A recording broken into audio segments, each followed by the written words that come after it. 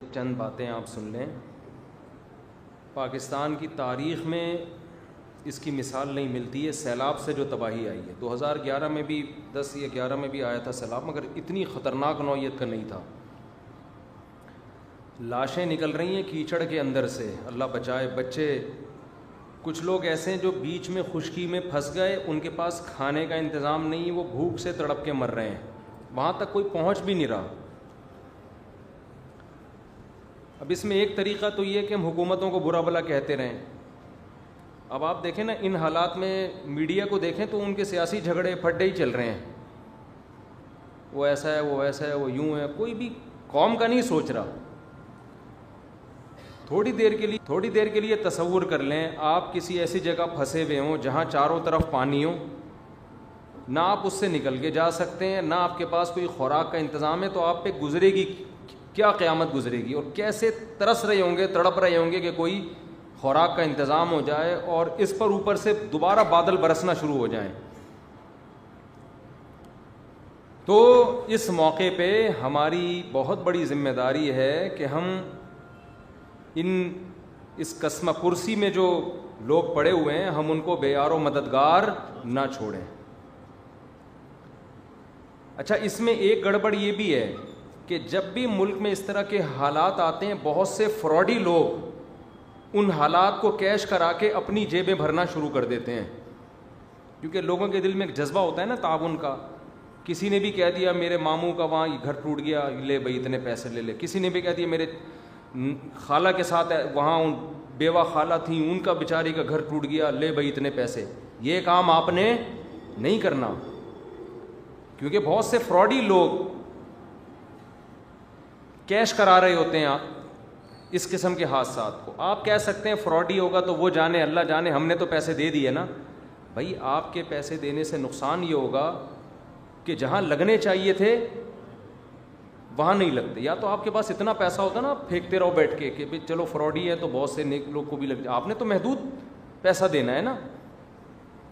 تو ایسے موقع پہ سب سے بہتر طریقہ تو یہ ہے کہ جو ہمارے تاجر لوگ ہیں وہ خود اپنی گاڑیوں میں جائیں۔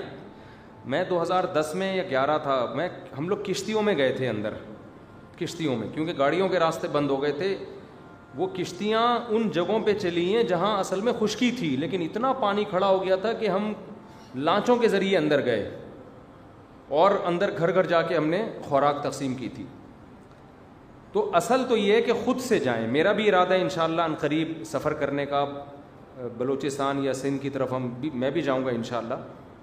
جو ٹوٹا پھوٹا ہم سے تعاون ہو سکا ہم کریں گے انشاءاللہ، اور میرا ارادہ ہے پاک ایڈ ویلفیئر ٹرسٹ کی طرف سے جانے کا، کیونکہ جو ٹرسٹ ہوتے ہیں، جو ریلائبل ٹرسٹ ہوتے ہیں، ان کو اندر کے حالات پتہ ہوتے ہیں۔ اب ہم جائیں تو ہم تو اجنبی ہیں نا، تو ہمیں کیا پتہ کہ کہاں کیا ہو رہا ہے۔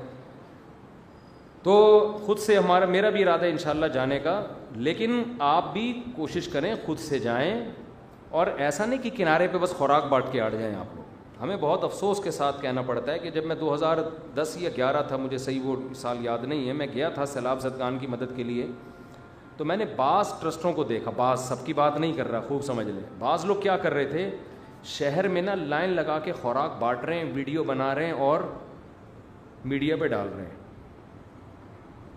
اور اندر بالکل بھی کام نہیں ہے جہاں لوگوں کو زیادہ ضرورت ہے۔ جو پانی میں اندر دور دراز گاؤں میں لوگ پھنسے ہوئے ہیں، ان تک کوئی بھی نہیں جا رہا تھا۔ کچھ تھے مخلص، کوئی بھی نہیں جا رہا کا مطلب ہی نہیں، کوئی بھی نہیں، کچھ تو مخلص ہر جگہ ہوتے ہیں، لیکن بہت سے لوگ یہ کام کر رہے تھے۔ ہمیں افسوس اس پر ہو رہا تھا کہ یار جہاں چینل کی طرف سے کوریج ہو رہی ہے وہاں تو ایسی خوراکیں بانٹی جا رہی ہیں جہاں کوئی چینل والا جانے کے لیے تیار نہیں ہے۔ اب یہ سوشل میڈیا اس وقت زیادہ متحرک نہیں تھا، تو جو جہاں کوریج نہیں ہو رہی، اندر پانیوں میں جا کے چھوٹی چھوٹے جزیرے بنے ہوئے ہیں، خشکی ہے، وہاں تو کوئی بھی نہیں جا رہا۔ وہاں چونکہ کوئی کوریج دینے کے لیے تیار نہیں ہے تو وہاں خوراکیں تقسیم نہیں ہو رہی ہیں۔ تو یہ بھی کچھ تھوڑا سا، بعض ٹرسٹ ایسے ہیں جن پہ ٹرسٹ نہیں کیا جا سکتا، اچھے بھی ہیں برے بھی ہیں، دونوں طرح کے ٹرسٹ چل رہے ہیں۔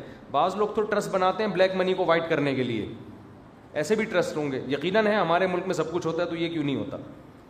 تو آپ کسی ریلائبل ٹرسٹ پہ ٹرسٹ کریں، آپ سمجھتے ہیں۔ تو پاکٹ ویلفیئر ٹرسٹ تو چونکہ میرے شاگردوں کا ہے، میں ان کے ساتھ کئی دفعہ ٹریولنگ کر، میرا ٹرسٹ نہیں ہے پاکٹ ویل، لیکن میرے شاگردوں کا ہے، تو مجھے ان پہ اعتماد ہے، لیکن آپ کو جس پہ بھی اعتماد ہو، اس میں خدیجۃ الکبریٰ ٹرسٹ بھی ہے، بہت اچھا کام کر رہا ہے. اسی طرح ڈیفینس میں حضرت مفتی عبدالستار صاحب کا ٹرسٹ ہے، اس کا نام کیا ہے، بیت السلام، وہ بھی بہت اچھا کام کر رہے ہیں، ریلائبل لوگ ہیں.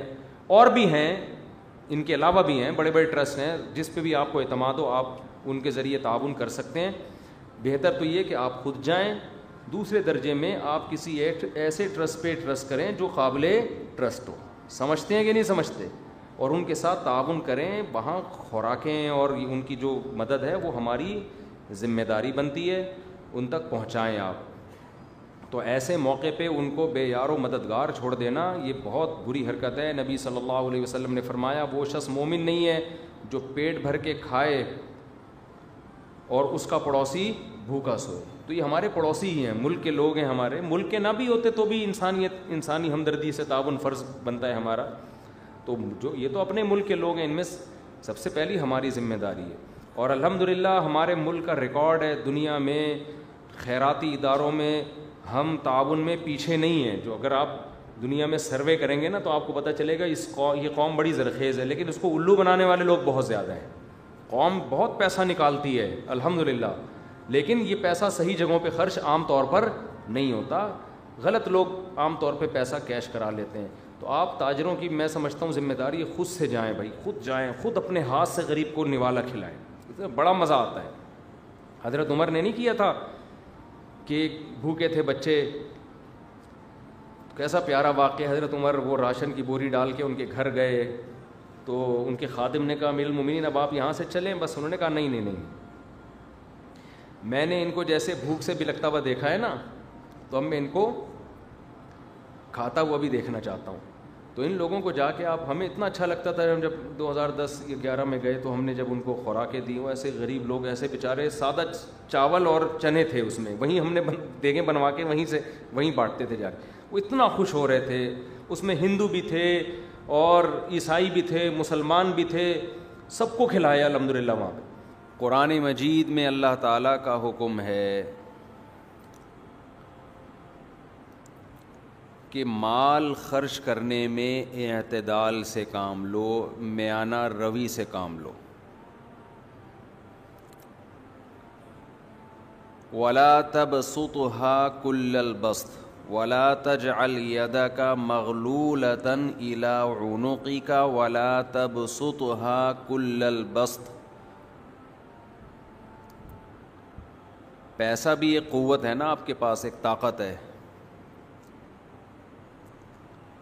طاقت کا مطلب کیا ہے؟ وہ صلاحیتیں، وہ قوتیں جن کی بیس پہ آپ وہ کچھ کر سکتے ہو کہ جس کے پاس یہ وسائل نہ ہوں وہ نہیں کر سکے.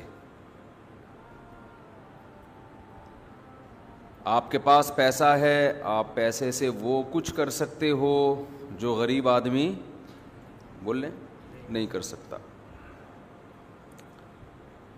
آپ کے پاس علم ہے تو ایک جاننے والا وہ کچھ کر سکتا ہے جو نہ جاننے والا بولیں نہیں کر سکتا.